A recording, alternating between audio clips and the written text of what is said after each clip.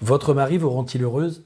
Personne ne s'attendait à la réponse surprenante de cette femme à cette question posée lors d'une conférence consacrée au couple, pas même son propre mari qui releva la tête au moment de la question, totalement sûr de lui et de la réponse de sa femme. Cette histoire a surpris et fait réfléchir des millions de personnes. Il pensait que son épouse répondrait par l'affirmative car elle ne s'était jamais plainte pendant leur mariage. Cependant, sa femme a répondu par un non catégorique tonitruant devant son mari complètement déconcerté et l'assistance interloquée. Elle dit « Non, mon mari ne me rend pas heureuse.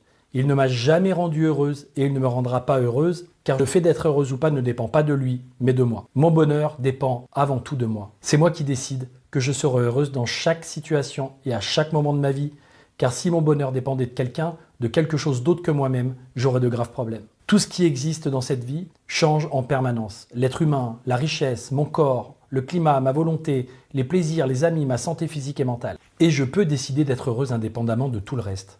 Que ma maison soit vide ou pleine, je choisis d'être heureuse. Que je sorte accompagnée ou seule, je choisis d'être heureuse.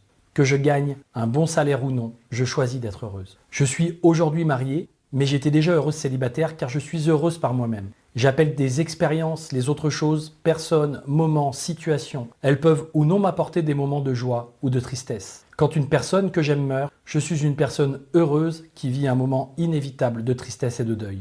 J'apprends grâce aux expériences passagères et je vis celles qui sont éternelles comme aimer, pardonner, comprendre, aider, accepter, consoler. Certaines personnes affirment, en ce qui les concerne, qu'elles ne peuvent pas être heureuses parce qu'elles sont malades, elles n'ont pas d'argent, quelqu'un les a offensées, une personne ne les aime plus, elles n'ont pas su se mettre en valeur, leur conjoint n'est pas tel qu'elles l'espéraient, leurs amis ne les rendent pas heureuses, leur travail ne leur convient plus, et ainsi de suite.